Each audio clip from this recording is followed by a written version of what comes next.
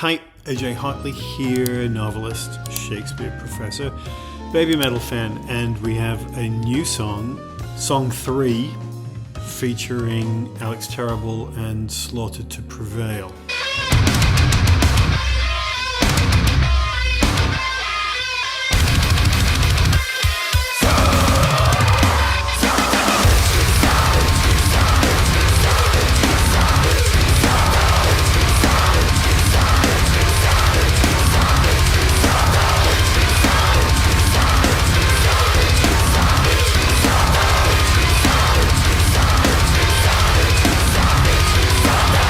The video has a kind of narrative. It starts off with the child sitting alone in a classroom and also alone listening to music or playing video games or something. And we get this sort of the refrain of the bulk of the song, the Ich-ni-sen, 1, 2, 3. So it has that kind of nursery rhyme kind of feel. And of course, if you're a baby metal fan, you already know about Song 4. And Song 4 was on their first album, so like a decade ago. And this is the song that clearly sort of undergirds this one. And the point of Song 4 is that it was a song supposedly written by Yui and Moa as a kind of assignment, where they had to come up with a song, and they chose to write a song about the word she, the number 4, or one form of the number 4, because 4 in Japan is an unlucky number because the word the sound she is associated with death, as in like shinda, he died, right? So it has negative associations. So they make this sort of playful, upbeat poppy song about how there are lots of positive associations to she or yon, the alternative for number, and they then use that as an excuse to trot out a number of words that have the sort of she sound that are positive. And it's a silly, goofy, playful, childlike and childish song, which they get away with because they were kids. And it's fun because that sort of playfulness is underscored by the heavy music. So this song is clearly doing something similar, except here the magic number is 3 rather than 4. And we get a lot of this sort of countdown stuff throughout. And I'll say, maybe the best thing about the song is that we get to see Momoko doing her death metal growl. And the song centers her in ways that we haven't seen before, which is kind of cool. And then we get this sort of the narrative about the child who's isolated and bullied and then grows up. Though I will say that that is not, so far as I can see, present in the song lyric, other than in the sort of childish nursery rhyme style of the 1, 2, 3 stuff. So you could say it's a kid's song and this is their version of that.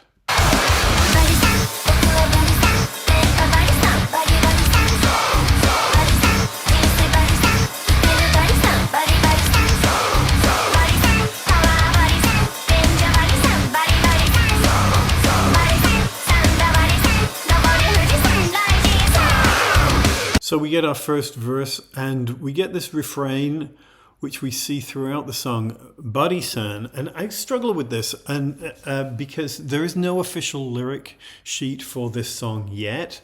And most of the stuff that I was looking at online didn't sort of help with that. But I think that the idea, this sounds sort of simplistic and dumb, but I think that what they're going for is that Buddy-san is supposed to mean 3 bars. In other words, good signal strength on like a cell phone and good clear reception. It means power, I think. So in the first verse, we get this sort of, they're singing, I am 3 bars. We're sort of embodying what that idea represents. We're powerful and clear. Though whether the song is clear is a matter of opinion. And it also raises danger and thunder, and we get a little reference to Mount Fuji at the end of the verse there. And one of the things that this song does is that it's punning again on sun in the same way that song 4 punned on she. But most of the puns in this song are actually just a repetition of san as an honorific attached to a name, as in Fuji-san. It doesn't mean 3 Fujis, it means the honorable entity which is Fuji, which is honored as a god in certain respects. And later in the song we're going to get that same san added to family relationship names, you know. But it's not a pun in the sense that the song 4 stuff is. It's actually just a repetition of the same sound.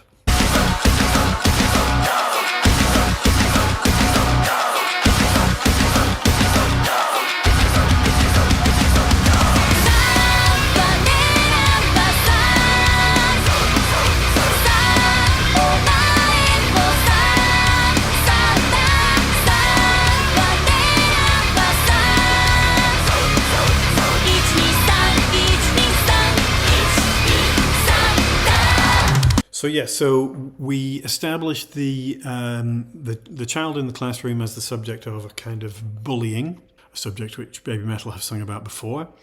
They're sort of ganging up on him, and there's something going on outside there. It looks like there's a dead rat involved, but we don't get a clear view of it. But obviously the kid is being terrorized. And then and we get this sort of welcome relief of Sue's vocal, which lifts the song a little, and we get the chorus of, you know, basically we are 3 and you are 3, thunder. We are 3, 1, 2, 3, 1, 2, 3, 1, 2, thunder. So I guess it's, again, we're claiming the clarity and power that we have already invoked, and that power then is manifested in the thunder, and we're claiming this as for ourselves. We are like thunder gods. I will say that, you know, the first time I heard it, and Sue's vocal comes in, and I'm like, okay, this kind of, to be honest, sort of a relief that we get the beginning of melody, but the melody doesn't really go anywhere. It's like 4 notes, closely grouped. So we don't get, I mean, it lifts it. Her voice raises the sort of tonality of the song and gets the sort of the intimation of melody, but really get anywhere with it.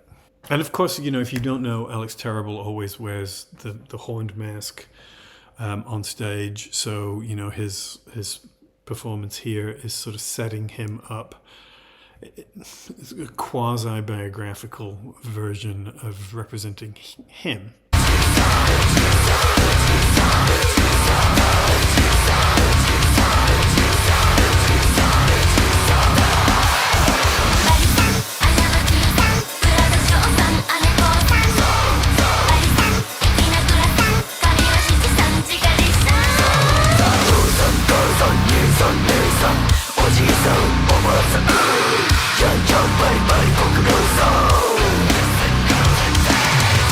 So the child grows up and is working in a professional white-collar kind of job, and we get to see more frustration. And we get the next verse. Again, Bari-san, the 3-bar thing, 3rd year middle school students, brother. And we get, you know, a few more of these sort of slightly punny things. Kamiwa Nana-san. So 7-3, I guess, is a hairstyle.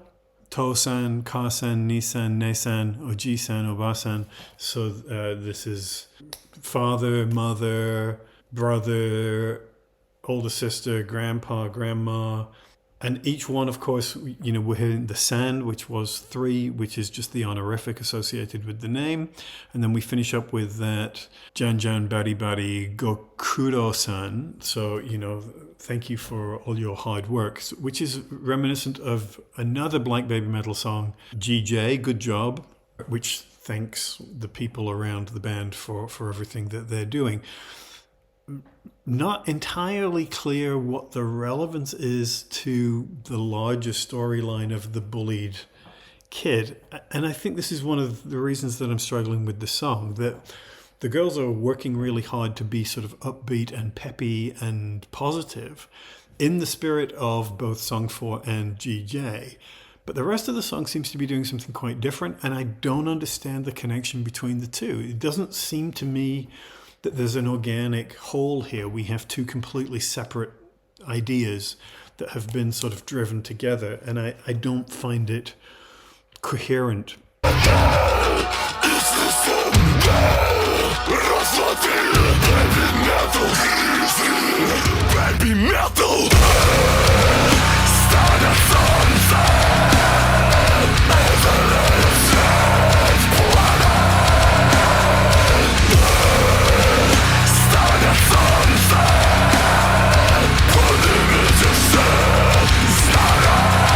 This is where we run into the Alex Terrible vocal, where he's singing in Russian. Now, obviously, I don't speak Russian, so I'm relying on a translation engine. So he laughs, and there's 1, 2 Thunder, 1, 2, 3 Baby Metal, Grizzly, which is the name of the Slaughter to Prevail album. Relevance, you got me. 1, 2, and 3, and I assume he associates himself with the grizzly, the Russian bear. And then the last lines of this section, which I'm seeing as translated as "the sun will rise, the flame illuminates the light. The sun will rise, raise the banners." So it has that sort of pre-battle kind of feel. What the hell this has to do with anything that has gone before, I do not know. As I said, the video narrative of the boy who grows up and then sort of embraces his rage and power to defeat the people who bullied him, or the idea of being bullied, whatever the legacy of that is, is present as a kind of narrative within the video, but I don't hear it in the lyric of the song at all. And the closest we get is this sort of pre-battle rousing moment here. But what we're fighting against and where this comes from seems to me completely unexplained by the song, and feels like something out of a different song. It sounds like it could have come from something like Road of Resistance or that kind of anthemic battle song. But what it's doing here in this sort of goofy, playful, punny thing about the number 3, and thanks for all your hard work, Granddad. I don't know. It feels to me like these are two completely separate songs that have been forced together, and to me they are not working. They're not coherent. And I gotta say, when this collaboration was announced, I was wary of it from the start because I'm wary of Alex Terrible. He seems to me like he has a lot of baggage and a lot of personal and political stuff that he has tried to distance himself from recently, but it's far from clear what he actually stands for. And when he's asked about it, he sort of dismisses it, laughs it off. The associations with neo-Nazis and such. Hopefully he has moved on. I don't know. And if he's a different person and has embraced a different kind of ideology, great. But it's not clear to me from his public pronouncements that has actually happened. Most of the time when he's asked about this stuff, he just sort of laughs it off and says, "No, I'm not a Nazi." Well, great, good for you. Has he sort of denounced Nazism? No. And when pushed on it, and he's had fallings out with the LGBTQ community because of this sort of persistent macho presentation about gender that he insists on doing. It's very Russian in certain respects. And when pressed on this, he says, well, I'm not interested in people's sexuality or their sexual orientation. I'm not interested in people's politics. I only care about their character. And everybody sort of nods sagely and says, oh, right, that's okay then. What? I mean, character and politics go hand in hand. I think your politics is a pretty good representation of what your character is. And so when he says things like, I don't care what people believe, so long as they sort of stand up for themselves. I don't. I mean, so say somebody is a right, ultra right wing white supremacist. I don't care about that. I respect you for standing up for what you believe. Really, I don't. I don't. If you're a Nazi, we are not friends. And if your version of machismo allows you to include stuff like that and say, well, you're being a man because you're standing up for what you believe, then yeah, no. So as I say, I was wary of the song when I heard about the collaboration, and a part of me was like, well, what if it's a really great song?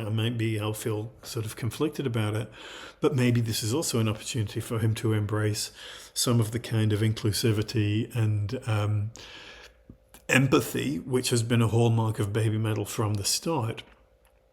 But it seems to me that that's not happening here. What we're getting is baby metal doing sort of an old-fashioned baby metal kind of thing. And he's doing something completely different and enacting a kind of fantasy of getting vengeance on the people who bullied him as a child. And as I said, baby metal have addressed bullying before, but their version of addressing it was to say we shouldn't bully people because we should sort of connect with people individually and feel empathy and compassion and understanding. Not, you shouldn't bully people because they're going to get big and strong and come and kick your ass. So there's something weird going on here. In some ways, it's trying to evoke something like the Karate video. But again, the point of the Karate video was that the defeat of the bad guy at the end came out of a kind of solidarity after their defeat. And this seems to me tonally quite different. When we're talking about, raising the banners as if we're going into battle, and the song hasn't specified what we're fighting for, I get uncomfortable. And it feels at least a little tone deaf to be singing, at the moment, battle songs in Russian without any kind of clarification as to what actually is being fought for. And I'm sure baby metal will say, this is a completely apolitical song, because that's what baby metal always do, and it's what a lot of Japanese acts do, and it's one of the things I'm least comfortable with about them. Because as I've said before, if you're singing songs about standing together against, the enemy and fighting through difficulty, that's fine, but I kind of like to know what the thing is that we're fighting against. I'd kind of like to know what we're fighting for. And the prospect of singing along with Alex Terrible, talking about, getting ready to go into battle, makes me wary.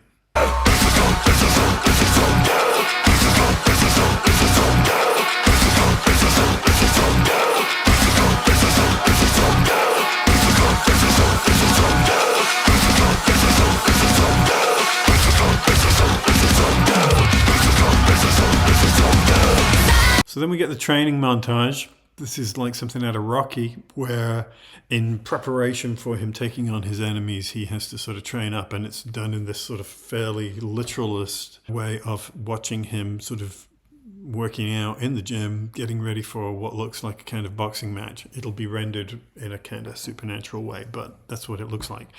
And maybe the best moment in the song when he turns to the judges to assess his training, and they give him threes. Because, of course, they have to give him threes because that's what the song is driven by. This is song 3, after all. But this doesn't make sense, right? Because all the way through the song, the 1, 2, 3 is supposed to be a good thing. It's supposed to be a positive thing. It's supposed to be an image of power. But in this moment, holding up the 3 card is a bad thing, as we see from his response. Because when judges holding up cards in the Olympics and stuff, those are marks out of 10. So 3 is disappointing. So does it matter? No, but again, I think it suggests that there's a lack of coherence to this song and to the video. It doesn't make any kind of sense, and I think this is what happens when you try to jam together things that don't work.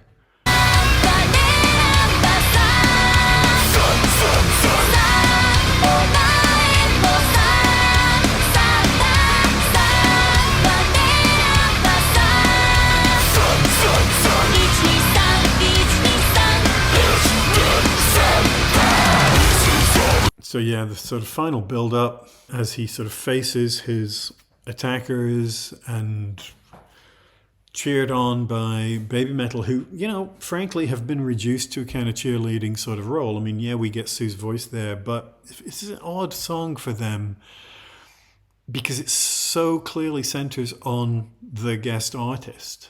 It's his story, and they are a kind of support staff. I mean, to me, it just doesn't really feel like a Baby Metal song.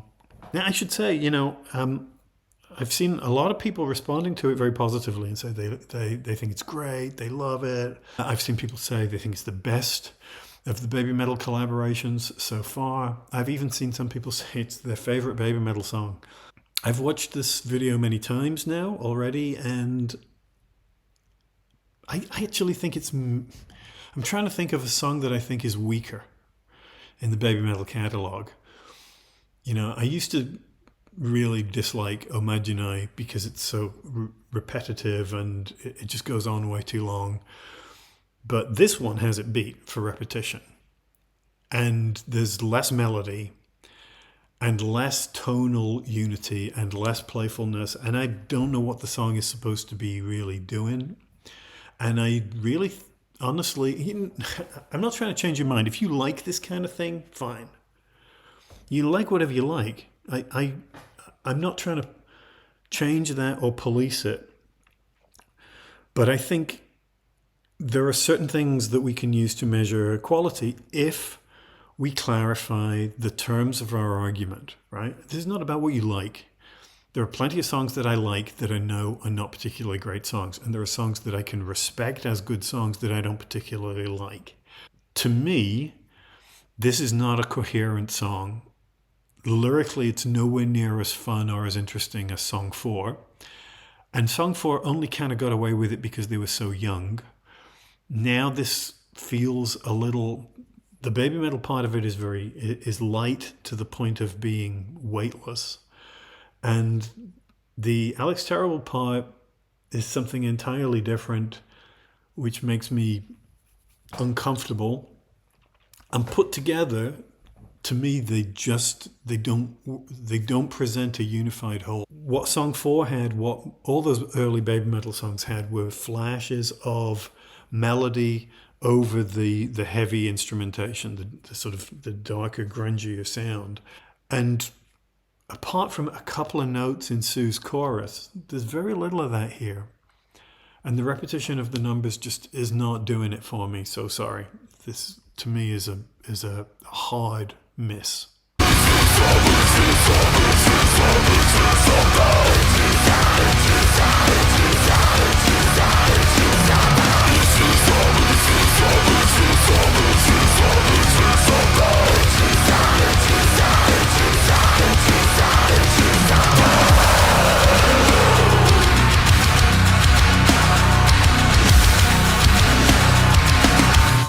And he wins. In the end, it's a sort of boxing match, and we use the Ichi-Ni-san as a kind of countdown for the knockout. And yeah, we get the Rocky towel thrown around. Yeah, not a great song. I mean, I'm sure some people, I know people like it and have fun with it, and that's fine. But for me, no. It makes me anxious about the rest of the album because, there's a bunch of stuff on there that we already know. This album has been in the works for a long time. I mean, when did Metalli come out? Like 2 years ago. So there are songs on there that I think are decent, but I'm still waiting for a Monochrome or that kind of song, something that has real sort of musical and emotional lift to it, which is one of the things that I particularly value in Baby Metal, and so far I'm not hearing that. And I can't help wondering if this baggage here, one of those sort of stupid arguments that keeps coming up persistently is, oh, Baby Metal aren't a real metal band. And I can't help feeling like they're trying way too hard to prove otherwise. The collaborations and the style of music seem determined to say, yeah, we are a real metal band. And I don't care about that. I'd rather you just focused on making decent music. Look, you don't come here for the standard, insofar as people come here at all, because not many do. Not many do. You don't come for like rave reactions to songs that you like and just like, yeah, this is so awesome. That's not what I do. I am nothing if not honest. If there are songs that I don't like, I generally avoid them. I don't talk about them. But I've already had a number of people saying, when are you going to do a discussion of this song? So this is it. And I'm sure, a lot of people will not like it. And that's fine. We don't all have to like the same things. I don't feel stirred by a song like this. I don't feel uplifted by it. So, yeah. I'm hoping that there's a surprise that we haven't heard yet, that there's going to be something that brings us back to some of those sort of really swelling, glorious, positive, optimistic kind of sounds that we have heard from them before. But in the new material for this album so far, I'm not really hearing it. I'm hearing fun in like the Ratatata and things like that. I'm hearing, that kind of joyous playfulness. And I suppose, for people who like this song, I think they will put this one in the same category as something which is fun and powerful. But I'm not hearing the emotional soaring, which is part of what I come to for these guys, So we'll see. I guess that's all I'm going to say. If you have observations, I suppose feel free to contribute them, but I'm not going to change my mind on this one. This is just not my kind of music. I'm always wary of the sort of heavy death growly thing. I like it when it's used as a momentary point of emphasis. I've said that before, but I don't like it when it dominates the song, and here it dominates the song to the extent that we're losing melody. And it commits the great sin of metal music, which is that it becomes boring. The repetition, the shouting and stuff, it just doesn't do anything for me. It doesn't. Some people are like, yeah, it gets you in the gut, it really pumps you up. It's like, it doesn't do that to me at all. I'm like, okay, are we done yet? It's like that endless omaginae repetition at the end, and it's just like, enough already. We get it. All right, as ever, please like, fat chance, comment, subscribe, check out my books, check out my Patreon page. I'm sure I'll be getting a lot of patrons from this video. And I'll put a link in to that in the description for this video. Thank you as ever to my patrons. Check out my little Dashery store, and I will, I guess, talk to you again soon if I haven't been banned from the internet by then. All right, cheers, bye.